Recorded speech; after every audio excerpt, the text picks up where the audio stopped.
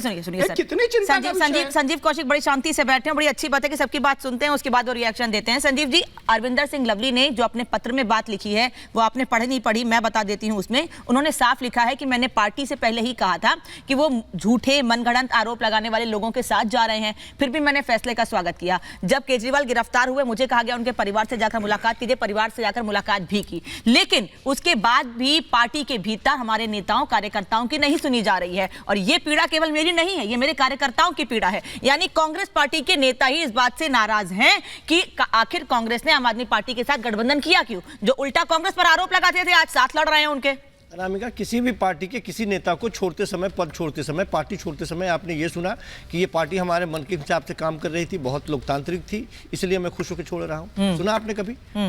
जब वो पार्टी छोड़ रहा हो या पद छोड़ रहा हो तो निश्चित तौर पे उसकी कुछ ना कुछ शिकायतें तो होगी। अच्छा। अब छोड़ने के पीछे भी अलग अलग कारण होते हैं। पार्टी नहीं छोड़ी है। मैंने कहा कि छोड़ने, इसलिए मैंने कहा कि पार्टी नहीं, पद की बात मैं कर रहा हूँ। लेकिन सबके अलग अलग कारण होते हैं। अरे भाई साहब, वो तो आपके यहाँ घूम के आए। तो सबसे महत्वपूर्ण क्या है? सबसे महत्वपूर्ण ये है कि अभी भारतीय जनता पार्टी अरविंदर सिंह लवली पे चर्चा कर रही है। अरे 7 सीटों में से 6 सीटों पर भगोड़ा हो गए आपके सांसद, उसके बारे में बात कीजिए ना।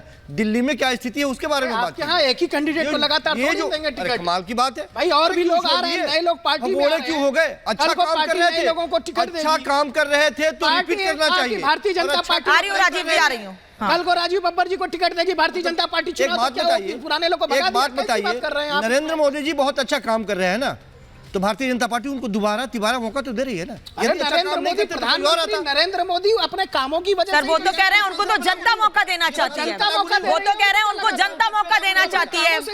नहीं, सुनिए संजीव जी, आप पता नहीं जनता के बीच गए हैं कि नहीं गए हैं, क्योंकि आप लोग नेता हैं, आप लोग राजनीतिक विश्लेषक हैं, जनता के बीच जाकर राजनीति तय करते हैं। मैं तो लोगों के बीच होकर आई हूँ।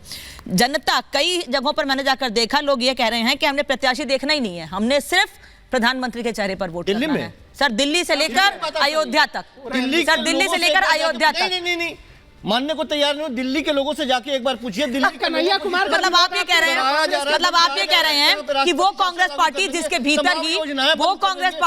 भीतर ही कन्हैया कुमार को लेकर नाराजगी है, उसको लेकर जनता में नाराजगी नहीं होगी, उसको लेकर जनता में नाराजगी नहीं होगी। कैंडिडेट नहीं पहुंच पा रहे। आप मुझे इतना बताइए, जिस प्रत्याशी के नाम का ऐलान होने के बाद पार्टी के भीतर ही आवाज उठने लगी, बड़े नेता इस्तीफा देकर चले जा रहे हैं, उसको लेकर जनता में नाराजगी नहीं होगी? मुझे बता दीजिए, कौन सी जनता में नाराजगी? कहाँ नाराजगी? वरुण जी नाराज हैं आपके चैनल पे। वरुण पुरोहित से रिएक्शन लूंगी, लेकिन बड़ी खबर, ठीक है वरुण जी, इस बात पे आप भी रिएक्शन लूंगी, क्योंकि आपने सीधे अभी कहा।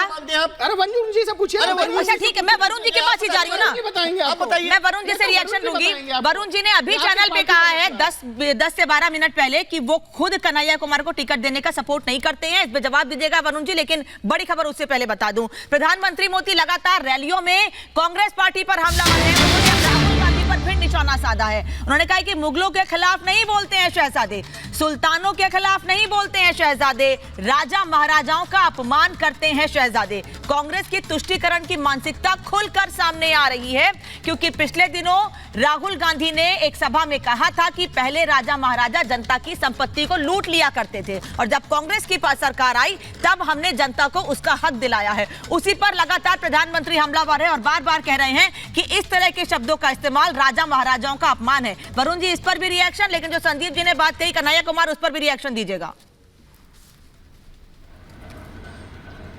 अनामिका जी, जो राजा महाराजाओं की बात है, देखिए मेरे दादाजी भी बड़े जागीरदार थे, हमारी भी जागीरें जब्त हुई और उसके एवज में कुछ जागीरों के तो बॉन्ड मिले, कुछ के लिए एवज में गंगानगर में मुरब्बे मिले।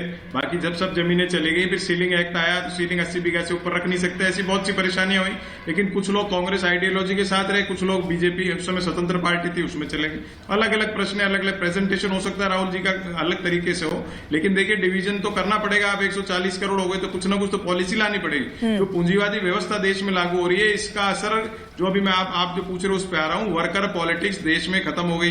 मैंने कहा ना, राजनीतिक व्यवस्था भारतीय जनता पार्टी और दूसरी पार्टियों सब में कार्यकर्ता का कोई भी हिस्सेदारी नहीं है इस समय। सब कोई ना कोई सेटिंग बाज इधर से उधर, जो मैंने कहा ना, इधर उधर सेटिंग करते हैं, बन जाते हैं। अभी आप उदाहरण भी सारे दे हो, सबके दे सकते हो। तो कन्हैया कुमार सर, जिन्होंने पिछली बार कांग्रेस के टिकट पर बिहार से चुनाव लड़ा था, इस बार दिल्ली से चुनाव लड़ रहे हैं, ये भी सेटिंग ही है?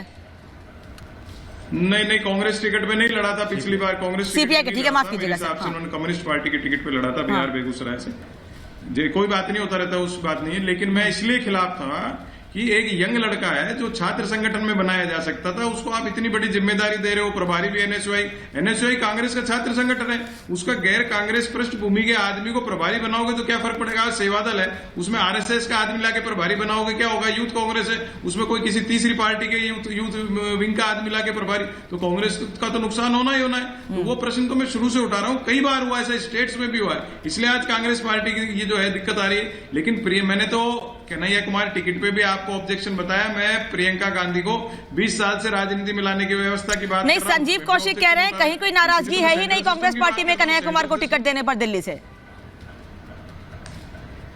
अब कौशिक जी कैसे कह रहे हैं मुझे नहीं पता। मेरे साथ तो कभी 30-40 साल से मैं कांग्रेस में बचपन से आ गया था, बाबूजी पिताजी के टाइम से। मेरे साथ ही कांग्रेस में नहीं रहे तो मैं किसी की आदमी दूसरे आदमी को कैसे। अब संजीव जी बताएंगे इस पर। हिसाब से जो ओरिजिनल कांग्रेस का आदमी है, ग्रास रूट वर्कर है, जो ग्रास रूट वर्कर है, राजीव जी आपके पास ही आ रहे हैं। और ये अलग अलग है। मैंने लवली को आपके मैंने गुलाम नबी आजाद, लवली सबको एक कैटेगरी में किया है, खूब मंत्री रह लिए, मजे ले लिए, फिर वापस भग गए थे दूसरी पार्टी, फिर वापस आ गए, फिर तीसरी भाग जाएंगे। तो इनको जो बना रहा है ना, मैंने आपको प्लेटफॉर्म यूज कैसे करने दे रहे हो आप दूसरी पार्टी में चला गए, दूसरे दिन आके कांग्रेस का अध्यक्ष बन गए। फिर चलिए अच्छी बात है, कम से कम आप कांग्रेस के ऐसे नेता हैं जो खुलकर अपनी पार्टी के नेताओं से सवाल तो पूछ लेते हैं। आंख मूंद के हम बात नहीं कर सकते हैं, सिर्फ ये कह रहे हैं कि यदि कन्हैया कुमार को वहां से टिकट दिया गया है तो निश्चित तौर पे वहां के समीकरण वैसे बनते हुए दिखाई दे रहे हैं। पूर्वांचलियों की पहले से वहां से कितनी पकड़ है, 28%। फिर तो मनोज तिवारी ज्यादा मजबूत हो गए, 10 साल से सांसद हैं। मनोज तिवारी कितनी बार हारे, आपकी पार्टी इससे पहले कैसे हारे, किस पार्टी से आए वो मनोज तिवारी? एक दिन में आ गए क्या वहां से? मोदी जी के लहर के खिलाफ षड्यंत्र का आरोप। राजीव जी बहुत देर से कुछ कहना चाह रहे हैं, रुकिए राजीव जी। कैंडिडेट को राजीव बब्बर, जिसके बारे में पूरा राजीव बब्बर बहकावे में आकर राजीव जी अपनी बात शुरू कीजिए, कहिए।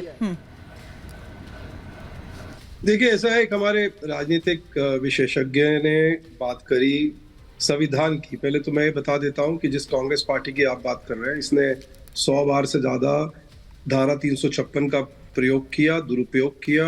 एक ही प्रधानमंत्री ने 50 बार से ज्यादा दुरुपयोग किया। तो इनके मुंह से संविधान की बात सुनना बिल्कुल जाती नहीं है कान में, क्योंकि उनकी छवि दिखती है क्या क्या उन्होंने किया। यानी जब राम मंदिर का आंदोलन चल रहा था तो बिना बात पे, उत्तर प्रदेश में तो आंदोलन था, पर मध्य प्रदेश, राजस्थान, हिमाचल सब सरकारें इन्होंने गिरा दी थी। तो इनका संविधान में तो कम से कम कोई विश्वास नहीं है। ये बड़ा क्लियर जनता को मैसेज जाना चाहिए। दूसरा, मैंने जैसे आपसे कहा, क्योंकि हम आइडियोलॉजी से जुड़े लोग हैं और आज का भी चुनाव जो हम लड़ रहे हैं वो विरासत और विकास पे लड़ रहे हैं।